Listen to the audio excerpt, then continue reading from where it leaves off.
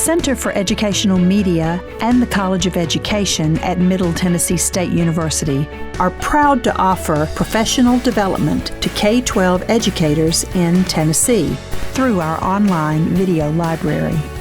These videos are aligned with standards set by the Tennessee Department of Education. For more professional development videos, check out our website at cem.mtsu.edu.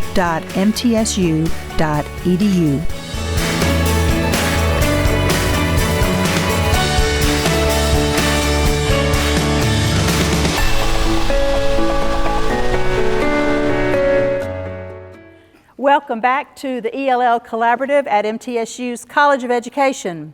I'm happy to introduce Dr. Rebecca Doxey from Hamilton County. She has a great session to present right now, and so I will allow her to continue her introduction. Dr. Doxey, thanks for being here today. Thank you, thank you. I'm Rebecca Doxey. I currently work for Hamilton County Schools as the coordinator of academic access. I've been in education 22 years. Most of my career has been as an English language learner teacher in sheltered classes in high school. I've done middle school. I've taught in rural counties. I was in Ray County for a couple of years. I spent some time, most of my time in Dalton, Georgia, where most of our students, it's 80% Hispanic at Dalton High School.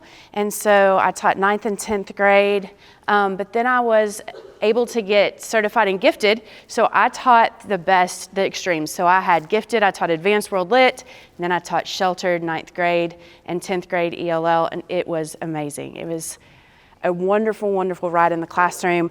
And now I'm glad to be on this side and helping to support teachers and our students who are furthest from the top. So not only do I get the opportunity to serve our ELLs, but I also get to work with our Ex-Ed department and our RTI department and teaching and learning to help bridge that gap. So I'm very excited about that work now and to be here with you today. The question has been, what can we do for our secondary ELLs? And the answer is going to be very simple. In fact, most of you as teachers, as leaders, have done this, are currently doing these practices in your classroom. I think the important thing for us today is to look at it through the lens of how we can do this for all students, with a specific focus today on our English language learners. And so last ELL Collaborative, the TDOE did an amazing job of setting us up with the IPG and how we can use those look-fors in our English language learner classrooms. It's the same in Tier 1. So we're really going to just talk about some of the strategies that you are currently using, but how those can also be best practices for our English language learners. And then we're gonna have the opportunity to practice it, and then you'll have the opportunity to create some next steps that I hope you can apply before and when you get back from Thanksgiving. So we're gonna start with our culture of learning. So we know that we have to have an environment where our kids enjoy being in the classroom. We need joy, right? And so when we build the relationships with our kids and we come in and we have those structures, those routines and procedures, our ELLs love that. They know that if every day I come in and I do the same thing, I'm getting something right. I can do this. I can start figuring out the language when I watch and follow everyone doing the same practices. So it's key for us to start with the environment. Expectations and respect in that. So I'm gonna pause for just a second. At the bottom of some of these slides, you're going to see like classroom management, expectations and respect. Hamilton County uses Project Coach, and I know we're one of only several districts in the state to use that. Most of you all use teams as far as the leaders in the room who are doing evaluations. But I tried to connect this to when you are a leader, what are you looking for when you go in to look at classrooms that have our English language learners? So that's there for you to jot down, keep with you. I think there's probably an easy crosswalk between Project Coach and teams, but that's there for the leaders. So back to expectations and respect. What we know is that when the environment is there, kids will. So what does that look like? Why is this important for our English language learners? So when we're on task, there's positive behaviors and procedures and routines are there. Kids come in excited and ready to learn. I've been fortunate to be in a role where for the last 6 years I've been K-12. So as a high school English teacher, going into a kindergarten classroom for the first time was terrifying. And now I'm like, I think I was supposed to be a kindergarten teacher. Like, I'm going to go back into the schools and do this. But having said that, what I learned is that at high school, we're like, these kids, do they not know how to line up? I can't get them in small groups. They've never done this before. It's all false. We know that they have been in these environments where that is a thing, and if we continue to have those expectations, they will come in and do it. And so when they come in and we make a point to say, hey, good morning, I see you're sitting here, thank you for doing that. I've acknowledged them, they've acknowledged me, we're building relationship. Easy. This is all about what we need to do to establish that for our English language learners. Urgency and joy. So we talked about joy just a second ago. Of course we have urgency. Every teacher in this room feels urgency every single day, probably more than you should. And so I want to say that when we know and our kids know that we're here to do something exciting, we have something fun to learn, they pick up on that. There's a fine line between being urgent and having that high expectations of moving forward. Right? And so when I see urgency, students are engaged in the work from the lesson because they are excited to be there and they find that there's value in their lessons. And that's where the joy piece comes in. So one of the lines that says, strong classroom culture that is responsive to student interest. This time of year is always one of my favorites in the classroom because traditionally a lot of our students, my students I served, didn't celebrate Thanksgiving the same way that I celebrate Thanksgiving with cornbread dressing and sweet potatoes and macaroni and cheese and fried okra. That's something that they're not accustomed to. And so we would say, what does Thanksgiving look like for you guys? Where you're from? What are you going to do now that you're in the United States? And you could see their eyes and they would be like, well, I mean, you know, we do tamales. And we're like, that's great. What else do you guys do? Well, we like to eat turkey too. That's amazing. And we would have a quick conversation and everyone was engaged and everyone felt included. Whether they could have a whole dialogue or whether it was just a few responses, it brought joy. The same can be done in the academic setting. When you're talking about an ELA, what is the setting of the book? Where's your favorite place to go? Home. Well, what does home look like? Well, home is, they would state where it's from and what it looked like. And I was like, that's a great setting. What's your favorite setting? Well, I love the beach. Have you ever been there? No, but I would love to go. Let's talk about what does that look like? And everyone's engaged. We get down to the story. So luckily, the setting of our story is the beach. Let's throw a picture up and see what that looks like. And everyone is ready to go. And we've affirmed everyone in the room to provide their favorite setting, regardless of where that is. So we built relationships, we use positive reinforcement, we provide opportunities for collaboration. You are doing these things already, I know. So you're thinking, well, how is this any different? When you think about it through the lens of our English language learners, how are we providing them the opportunity to have conversation? Even if it's with each other or with peers that may not speak the language of the person they're sitting to, what are ways that we can build that in? We're going to practice that a little bit later, but this just goes back to that environmental readiness. So let's share. What's one thing you can do to enhance the culture of learning in your classroom or your school? So right now, we're going to just keep it simple with a shoulder partner that's close to you. Let's do a turn and talk. What is something, just based on what we just went through very quickly, that you can do to enhance the learning in your classroom? And I think about Naomi, really valuing that you do something that everybody else in your class can't do. You can see. We talk about food all the time. We love to talk about food. So I probably could have a more consistent regiment. Right. I guess just that expectation we're going to do this and that, but it does vary. Right.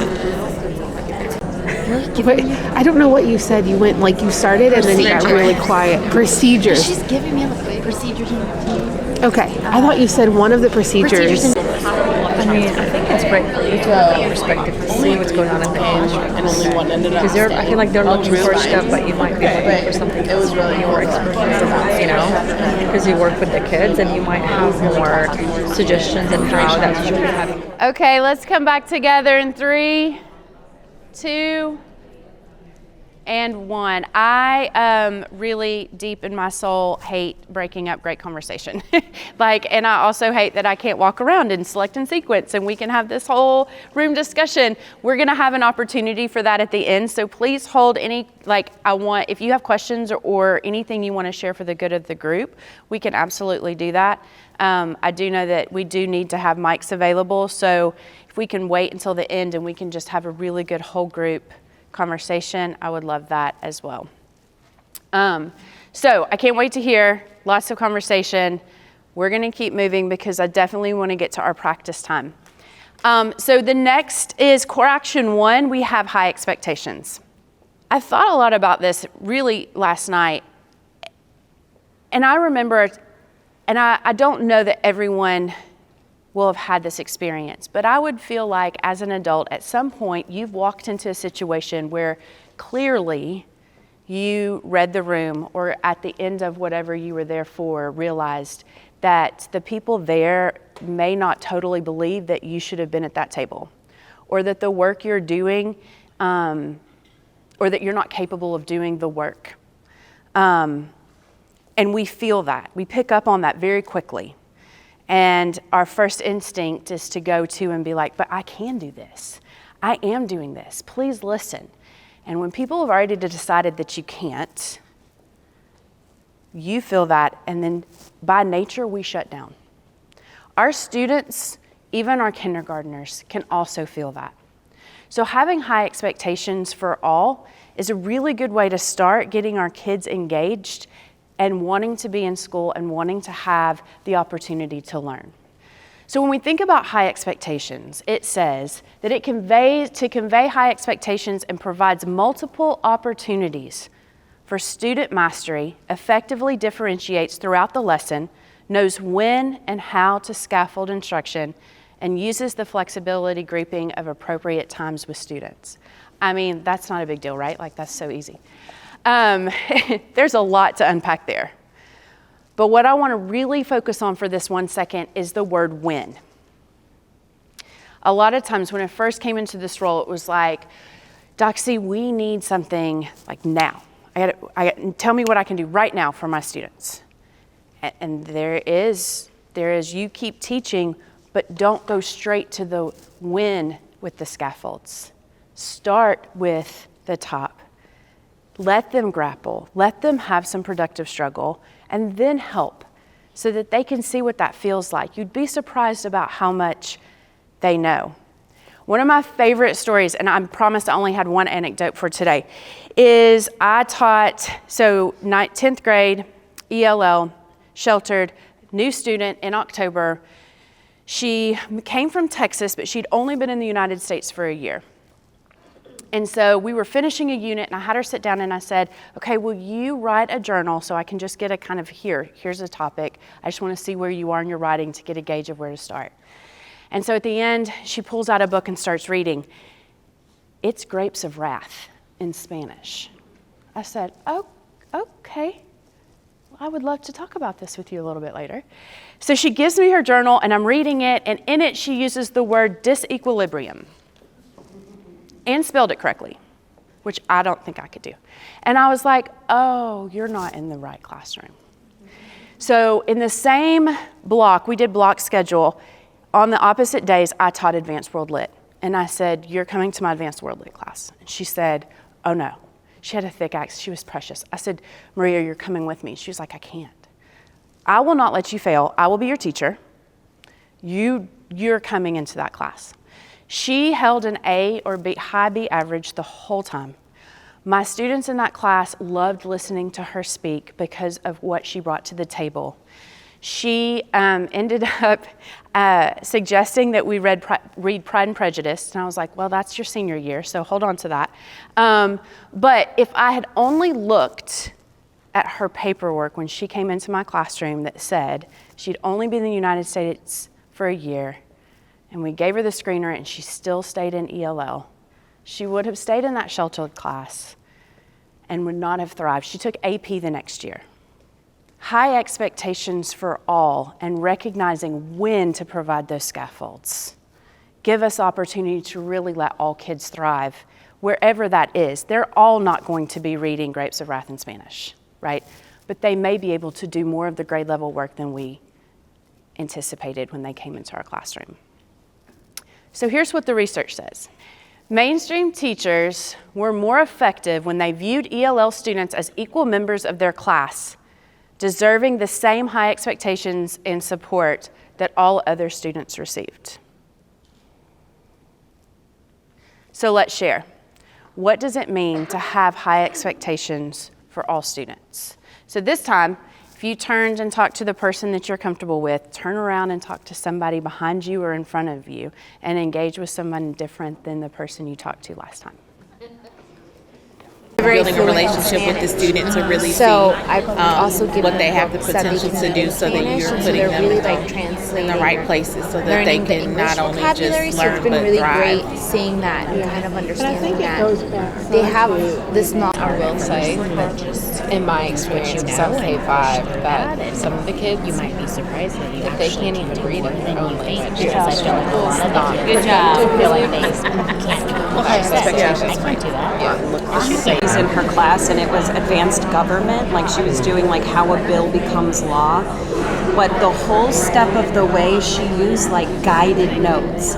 And so after she set them to, they were allowed to talk to each other. I saw him looking, the person next to him was talking, checking the notes before she had like the little like exit ticket thing. And then they were allowed to like, they were creating the sentence frame for everybody. Yeah. When some of them don't need it, or maybe they are not ready to have it taken away, so then you can go through it. Yeah. One of my favorite teachers ever would have like all the kids together, give the task, and then be like, okay, triangle group, go back to your desk. I did get the opportunity to hear some really good conversations, so thank you for engaging in that. We're going to put this into practice here shortly as well. So, high expectations. Let's keep the topic on grade level. Let's provide access to academic rigor.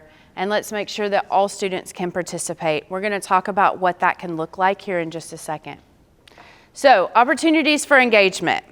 I did hear a couple of times in both of the turn-in talks about, how do we get our kids to talk? How do we get them comfortable? They shut down. They don't feel, they're not confident yet. I've heard sentence starters is a great way. We're gonna dive into some of that here in a minute. But what we want to figure out is how can we get them to engage and how that can look differently. It doesn't have to always be if they didn't talk, then they must not get it. So what are some other opportunities for engagement? So when we're planning for engagement, and I think that that's a huge piece, we all know how important planning is, and we also all know how little of that we get sometimes, right? The realities are, there are situations that come up in the school day and your planning is taken. You have to cover a class, you have meetings, but we also know the importance of planning for these opportunities for all students. So, some questions we can ask ourselves. What are the big ideas of the lesson? What do I really need them to walk away with at the end? And then what can I do to ensure all students have the opportunity to reflect, respond to, and share responses? This is a great way. Just like listening to you all talk, I want to work around the room and hear and gather. That gives us the opportunity to see what our kids are taking away. There have been many times in lessons I've stopped and been like, I don't think we're getting this. And they're like, yeah, no, we're not. So how far back do I need to go? Let's try this one more time. And that's okay. Because when our kids see us being vulnerable enough to say, I've messed up, they also will engage in that more as well. Going back to that culture of learning and how important that is. So I threw in a math, because for my math people out there, I see you, I know, I'm trying to be a math person. I'm doing my best. 5th grade math is hard. My son brings it home every night, and I'm like, okay, buddy, what are we learning tonight? But making it visible, I wanted to throw these opportunities into. We get stuck in ELA, and like that's the only subject that our English language learners need support in.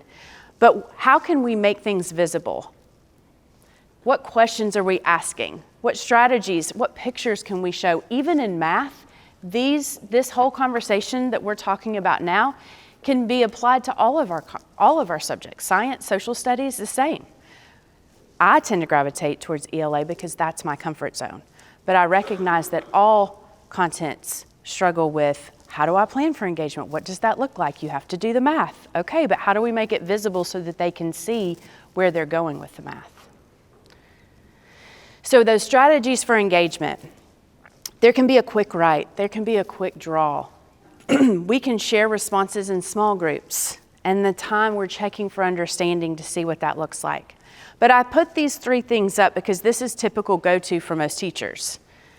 But a drawing can tell me just as much as I need as someone who's sharing with me verbally, unless it's me, and then my anxiety hits the roof because I can't draw a stick person, and it stresses me out when people tell me I need to draw a representation of. But that's why we provide multiple opportunities. Because even though I can tell you my response using all the correct vocabulary, when you tell me to draw, I'm going to shut down. So it's the same for our English language learners. If I tell them they have to respond to me using all the things correctly, they're going to shut down. So what are some ways that we can get what we need and use that as that differentiation piece because we've given them the grade level materials? So let's share again. What are some engagement strategies that include all? What are some questions to use during planning? Because truly that's what it needs to go back to before we engage this in the classroom, that we can plan for to help make our learning visible. Let's take a few seconds to talk about this. This is all in preparation for the work we're going to do together. I'm super excited about. Okay, this time, I don't want to make you guys get up. Normally I would say, get up and find somebody, but for time's sake, turn around to your partners somewhere and continue the conversations you've been having. When they don't speak a language, they tend to lean towards drawing, and they look, and they're like awesome artists. But I do have a couple of students, and I try to make it some engagement strategies that make learning visible. And even they'll answer in English and Spanish. Alexa yesterday, I was like, can you tell me in English? I stared down. She's like, okay. Yeah, she's so funny. Okay, let's come back together in 10. She's gonna love you. 3, 2, and 1. One of the things I've loved about learning about elementary school are all of the strategies to get kids' attention, and I wish they would teach high school teachers that because I would have used them every single day. Because regardless of how big high school kids are, they still love to do those little things. Like, they're my favorite. Clap once if you can hear me, and clap twice. It's like my favorite thing to do. And I do that everywhere, even with adults, and they look at me like, are you kidding me? I'm like, no, this is so fun. So if you're a high school teacher, I encourage you to seek out your elementary friends and start to implement those in your classroom as well. Okay, so checks for understanding. This has been a huge buzzword in our district. I'm sure that you all have heard and talked much about checking for understanding and its importance and the tools and what we should be doing. And so we're going to talk a little bit about the importance of that through the lens of our ELLs, because we're going to build something for you to use later. So when we check for understanding, this can be done in multiple ways. I think one of the things that I've heard most about checks for understanding is that it's one more thing. I have to build one more tool. So we're going to talk today about what does that mean? Do you have to build another tool to checks for understanding?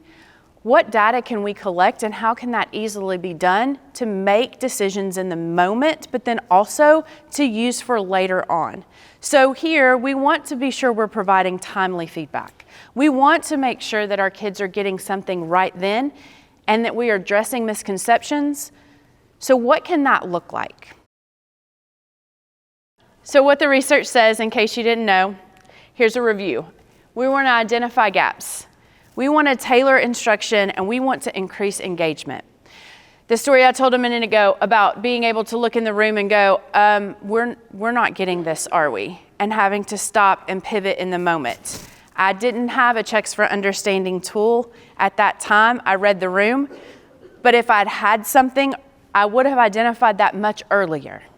So it could be as easy as, I've got the roster of kids right here. I know what I'm listening for, and I'm just going around and making sure they got it, right? And then when they don't, what are we doing? So that's that second piece to checking for understanding. When they don't have it, what scaffolds can I provide my ELs right then that can get them engaged in the moment? So the what, a lot of times, sometimes we need to back up and we say, everyone needs to check for understanding because it's best practices. Okay, why? Well, the data will support the learning. The data will provide information about learning moving forward. But these are the same questions that we're going to ask ourselves in our planning sessions.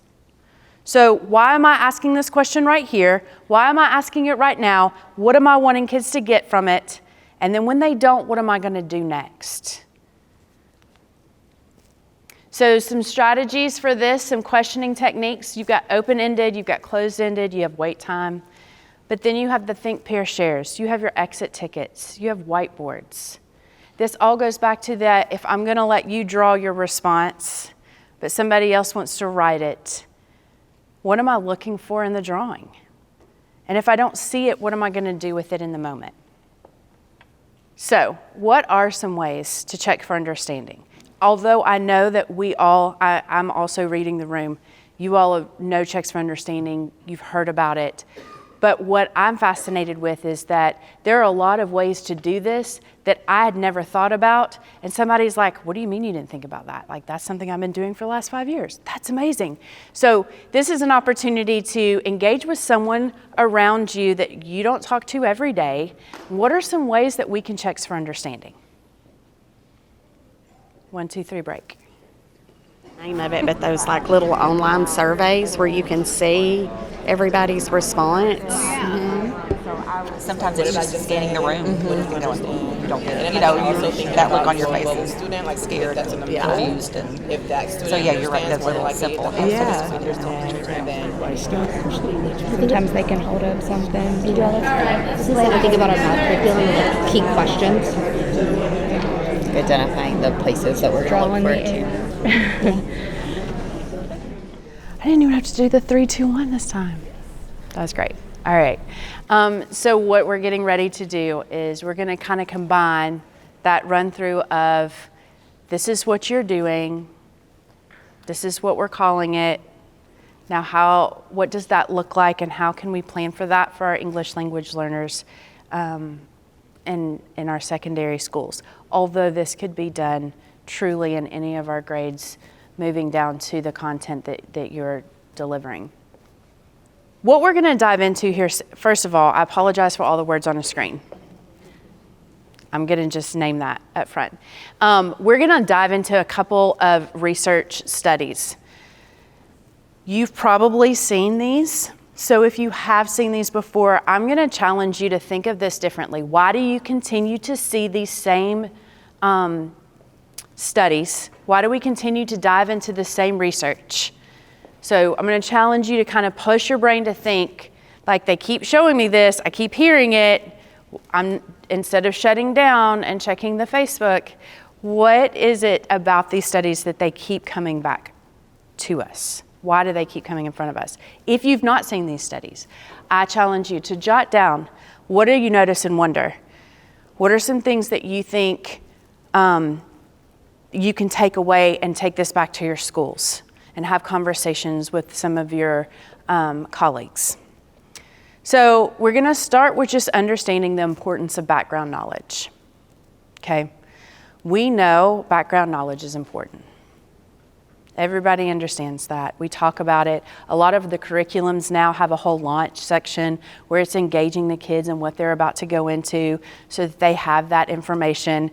And yet, most of the time, this is the one thing that's skipped over.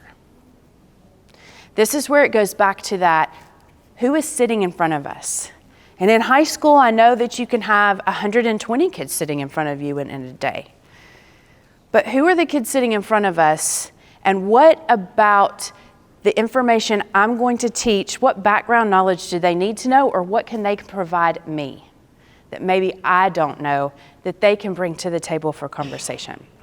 And so what we know about background knowledge is that it's important, and that if you don't have it, you're not going to fully understand what you're trying to get to. And so we've got to think about how to provide our kids with that information so that they can be successful. So we're going to give you 2 minutes to read this paragraph on the screen. And I want you to jot down what you think this is about.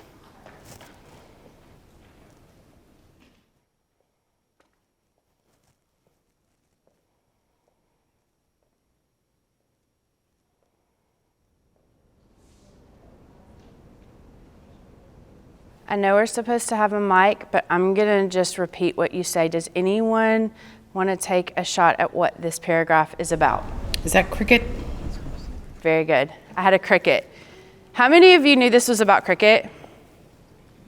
I was born and raised in Chattanooga, Tennessee, and I've played all the sports. I played sports in college. I loved all the sports.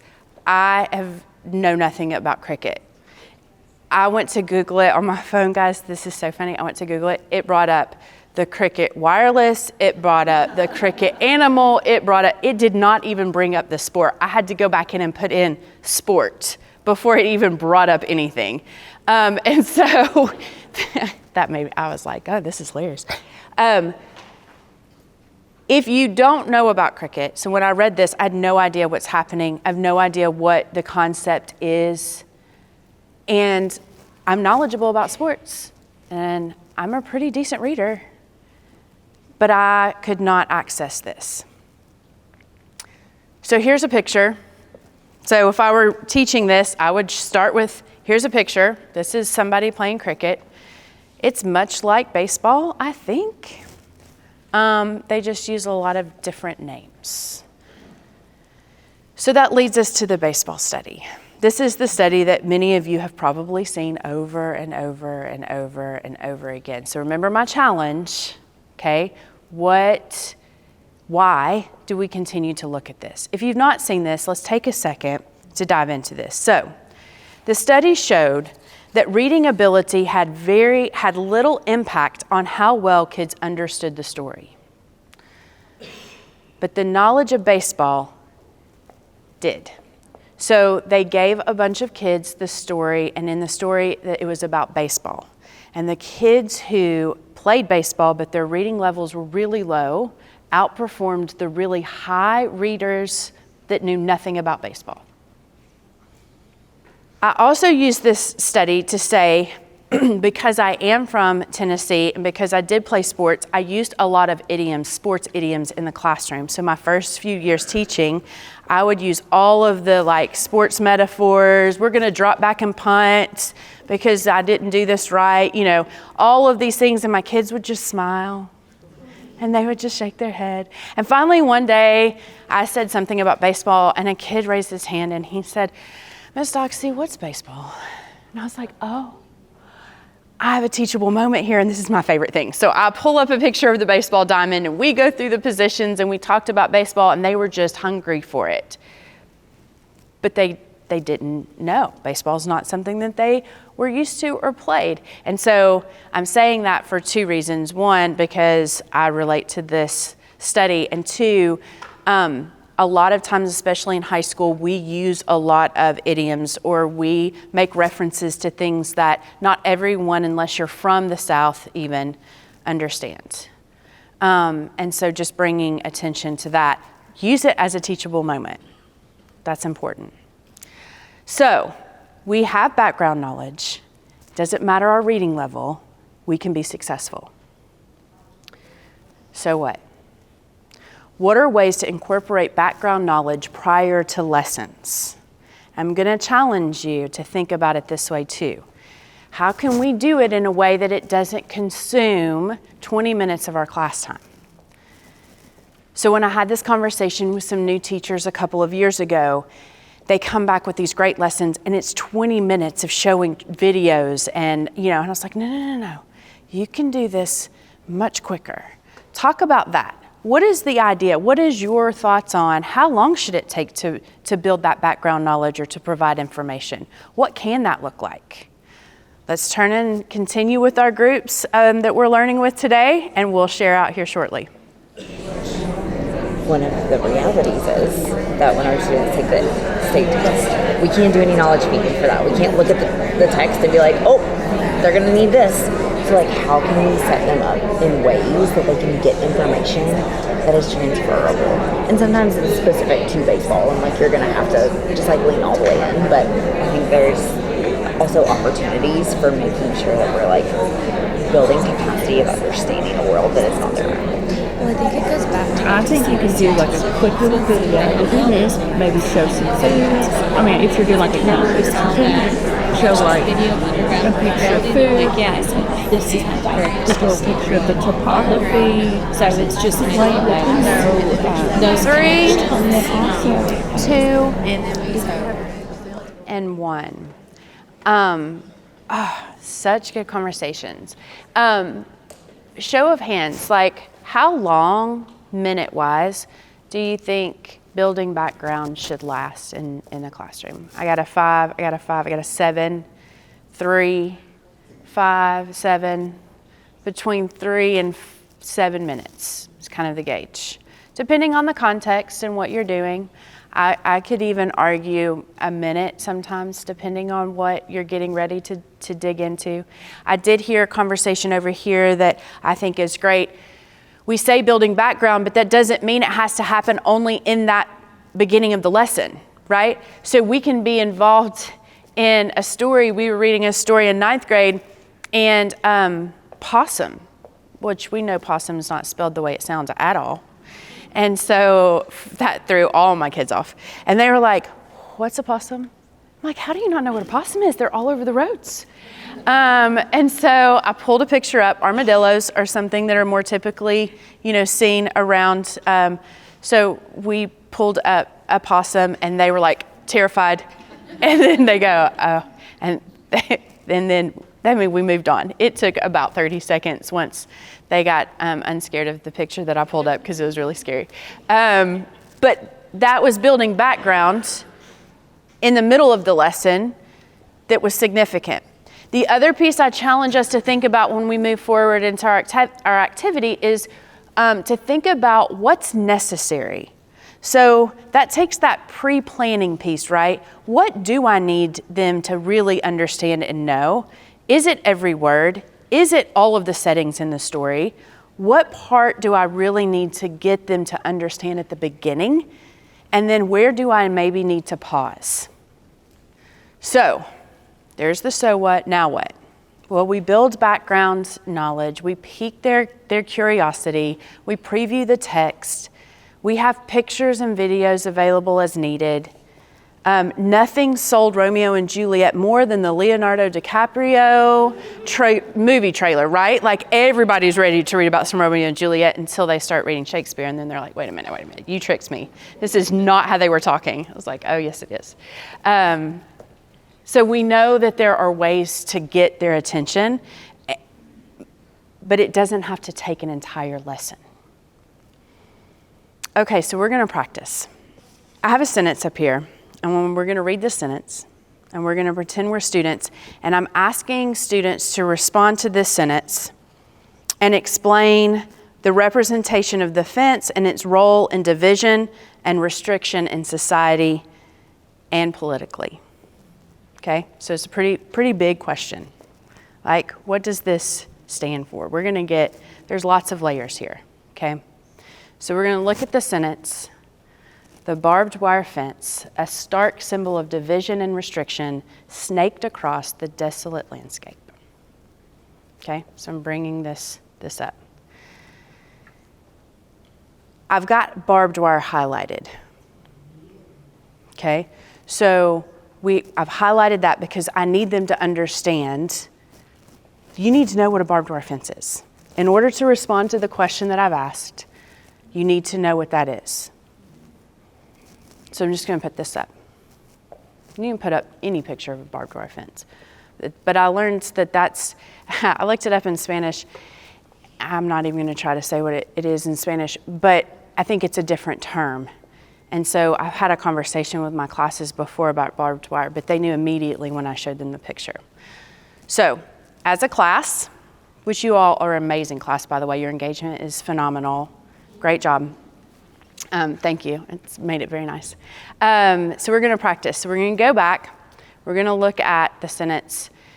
I'm going to give you some sentence starters, okay? Thinking about the barbed wire fence, how it represents,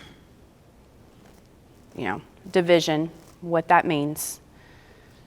So we've got some sentence starters. I'm going to take you a few seconds to jot down. You can use a starter. You can write on your own. Jot down, what does that mean? I'll read the question again. We're going to do a structured paragraph to explain the representation of the fence. What does this fence mean? And its role in division and restriction. Just take a minute. Do you have a way to project the question? This is a great moment where, as a teacher, I should have had the question up there. You're correct. And I do not. I apologize for that. She asked if there was a way to project the question. There's not. We're going to use that as a teachable moment here in a minute as well. Representation of the fence and its role in division and restrictions in society.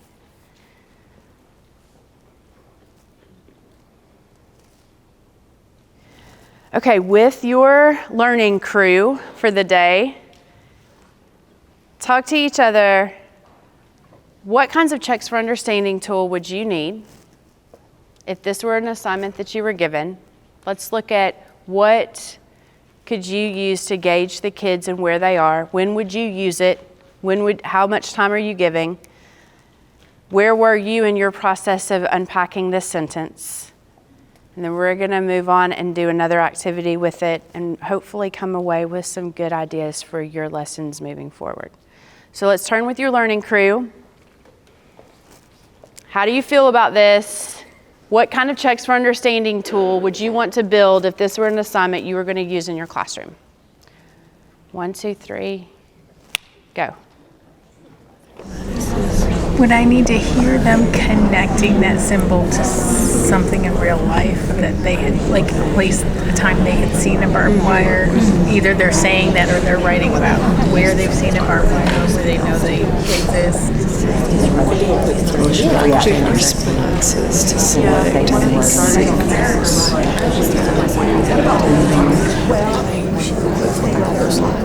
really think they're making them think of home. It's going to make them think of their apartment in a bigger city if they've lived there. It'll make them think of the border where that might have been there. It might make them think of farming.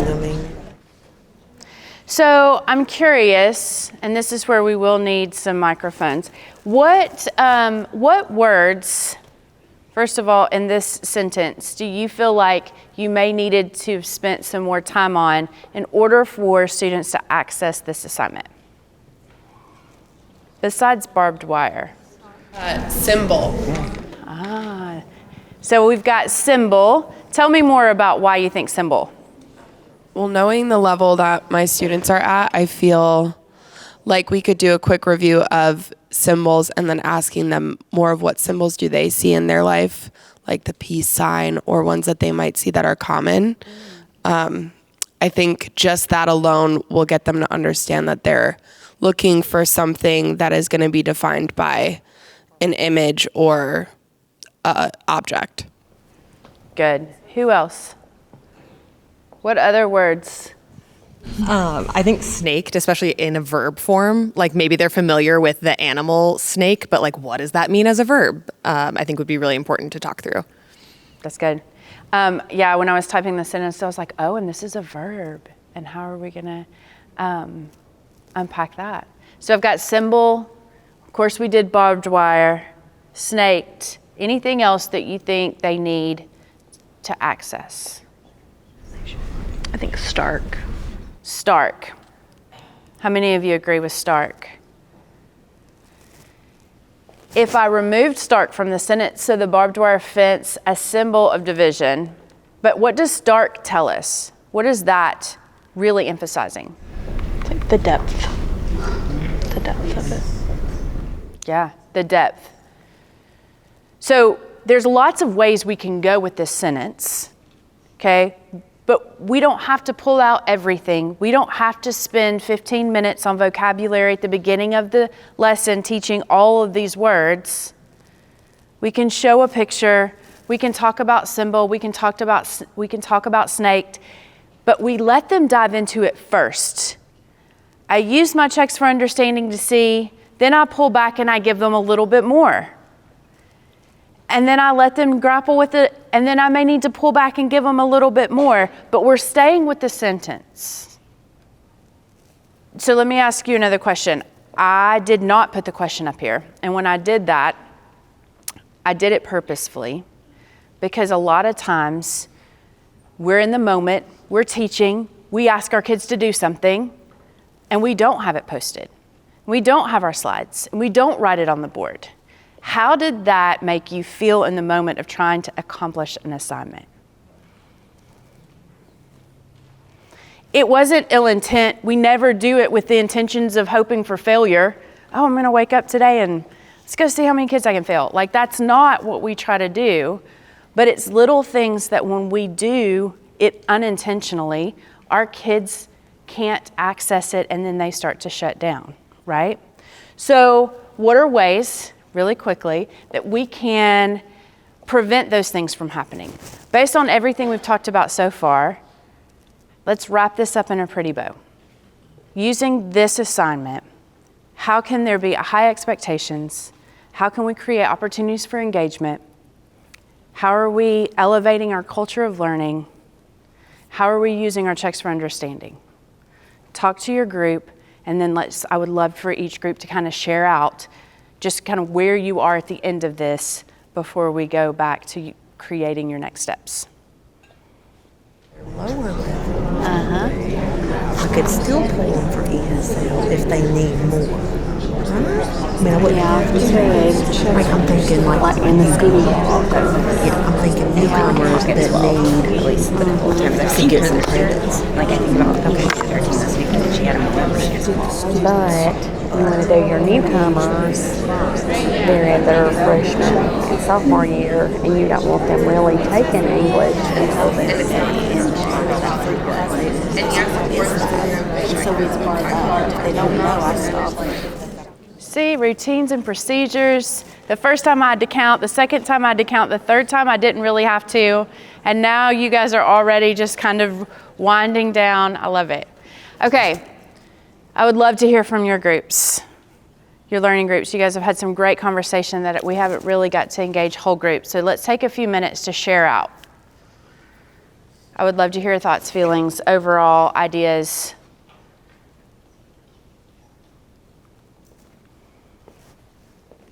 Like most of the people in the group, we were irritated that the questions were not on the board so we could properly give you what you wanted. And we talked about how when we give children a rubric with their writing or with whatever we're giving them, that gives them security and a tool with which to be successful.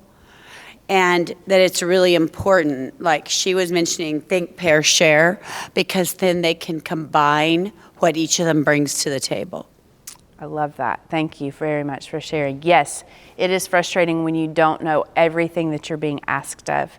And so when we provide our students with what that is, and that gives them that sense of security. Thank you. Come on, you guys have had some great conversations. I would love to hear from the groups. We have somebody right here. So we kind of just reiterated how important routines are to give students access to opportunities to participate, have those high expectations.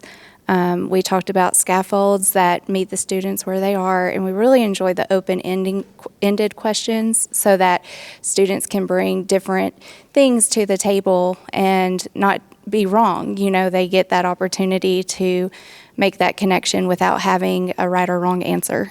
Yes, I love that you brought that up. Thank you so much. When our kids start to feel that they can be vulnerable and we ask open-ended questions and they can process that out loud, we learn from them as much as they're learning from us. So that's a really good way to get everyone engaged and for our students to feel safe enough to do that. Thank you. I've not heard for anything from this side of the group, this side of the room. I would love to hear. Tell me some thoughts, feelings. Everybody standing there. I have great wait time. We did talk a little bit about, with this particular assignment, that there may be some emotional implications for our students, and so that we would really need to be clued into conversations and being ready to provide some support if this brought up some real life issues. Yes, so I developed this presentation prior to some big events that have happened here recently in the United States. But also, I think that that's important to think about regardless. Like there are going to be things, Romeo and Juliet. I mean, if we know the story, we know that that can also be something that we've got to be prepared to answer questions about, or there may be some trauma that some of our students have experienced that they're re-engaged with. And so how are we going to be prepared to have that discussion, which I'm going to keep going back to this, the importance of that culture of learning, that environment that we provide where it's safe for our students to feel that. I know that the older they get in high school, we think that they've got it. We don't need to have these routines and procedures. We don't need to be this positive Pollyanna. They're going to come in and they're going to learn. But I would dare to say that they probably need it more than some of our elementary school kids. So the last thing, one of the things that we really have been working on a lot is feedback. And so this is an opportunity for you to reflect on this process. If this were a PD in Hamilton County, you would be providing me feedback through this form. But I thought this would be a really good way for you all to see that opportunity of what this feedback looks like. But also, how can you write down some things that you can take away from today? Because I know it's Friday and Thanksgiving break is next week. And so if I don't write it down now, it's gone. Bye. Especially if you're going to be on the interstate for 3 hours. So a reinforcement, what do you want to keep doing based on the conversations we've had and you reflecting on you as a leader or you as a teacher? What do you want to keep doing that you're doing well? What's a refinement? What would you like to change? What's something you would like to add? And then what's one next thing? What's one next step? This is something that's very specific that you can write down and implement when you go back to school on Monday. This is also a great way to get feedback because it's actionable. So because we've had such amazing learning crews, I would love for you to take this opportunity to share with your group that you've been having conversation with, like what are some things that you hope to take back. I would love to share out and then we'll have some time for questions and answers. Okay? So get with your group, let's wrap this up with them.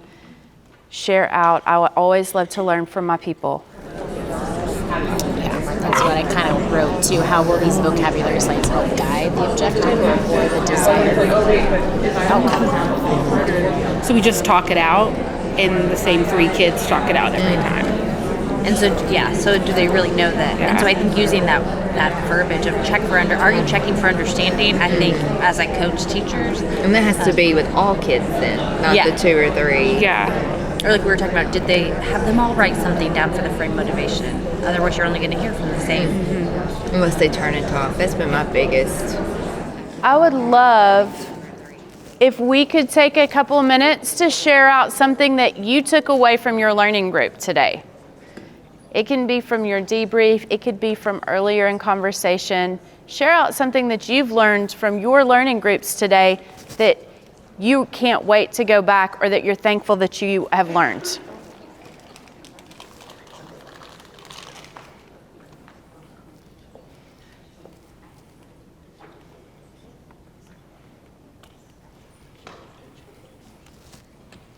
We talked in our group a lot about the background knowledge and just making sure to incorporate that.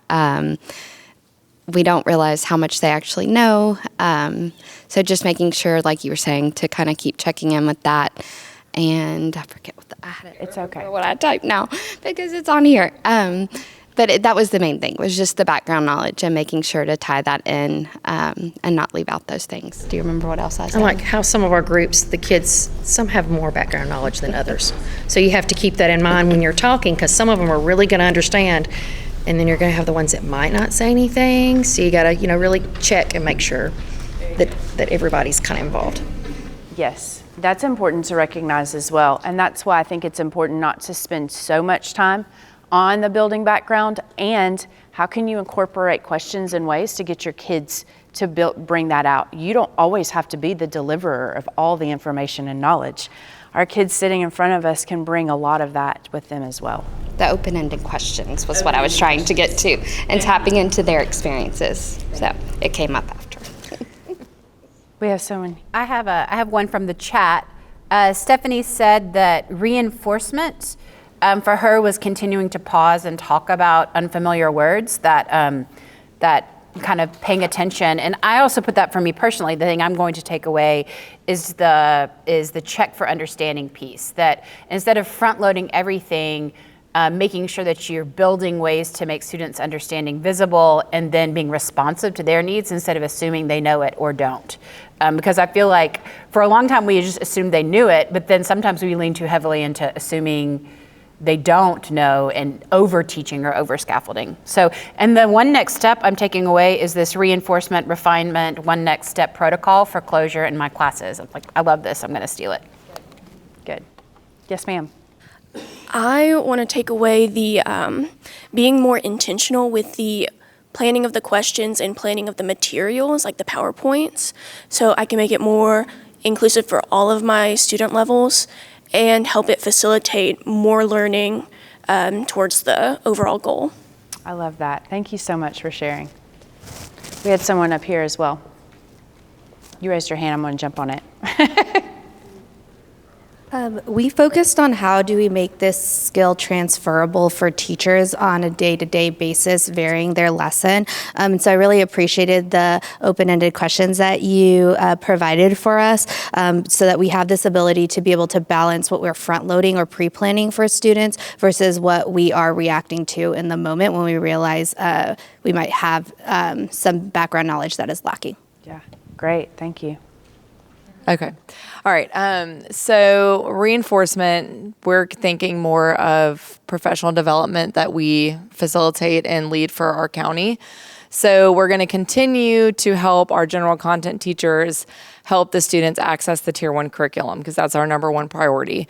Refinement, we've been focusing a lot, as I already know you know, is the scaffolding piece, like getting our teachers to really focus on scaffolding to get them to access the Tier 1 curriculum. However, I think that if we can get teachers to understand that building background, like Erica said, doesn't have to be this big 20-minute thing. This can just be a 2 to 3 minute way that you can get the students, engaged in the lesson, make connections to their prior knowledge. That's what we need teachers to do up front to help them access the curriculum, and then have that checks for understanding tool so that maybe if they aren't accessing it, what's our next step to get them to bring that to the surface? I love that. Thank you for sharing, representing this side of the group. I love it. I really enjoyed the story you told about Maria, and it had me thinking about, I teach 9th grade newcomers, and thinking about like the ones that I see like the potential to be, like if they were in a school in their native language, this kid would be in an AP class. Like the only thing holding them back is the language barrier. And so thinking about like giving them equal opportunity to get to the point where they could be at advanced courses in high school, through like pushing them and like figuring out how to give them equal access to that like advanced level stuff that they deserve to access, even though, because like their only barrier is the language, like they have the potential to do that. So just, I don't know, I was thinking about how best to to get those kids there, like where they deserve to be in that advanced level coursework. I love that. Yeah. That's great. There's also the flip side to that, where I had a student come in and some students were speaking Spanish, and I asked him, I said, can you tell me what they're saying? And he was like, I don't know, I don't speak Spanish. How long have you been in ELL shelter classes? I mean, all through middle school. Well, where are you from? Florida. Okay, so we should probably have a conversation about your schedule as well. And what supports does he need? That's because it's not a language barrier at this point. So what do you need to be successful? This was in 9th grade, so we caught him pretty early. But it was just a quick conversation that I realized that he also needed a different form of support. And so what could that look like? So engaging in our kids as much as we can will allow us to give them the access regardless of what that looks like, whether it's we need to give them everything to get them here to come a little bit quicker, or we need to remember that they are there, we just need to give them the confidence they need. Q&A. All right, so we'll open it up to questions. Q&A, questions, answers, anything I can answer, questions you might have. Thank you. I enjoyed the presentation. I am an ESL coordinator, so totally agree with everything here. My question might be a little bit off, is what are your suggestions in helping our teachers, everybody, to understand this time is critical for them to make the progress and to learn what we need them to learn?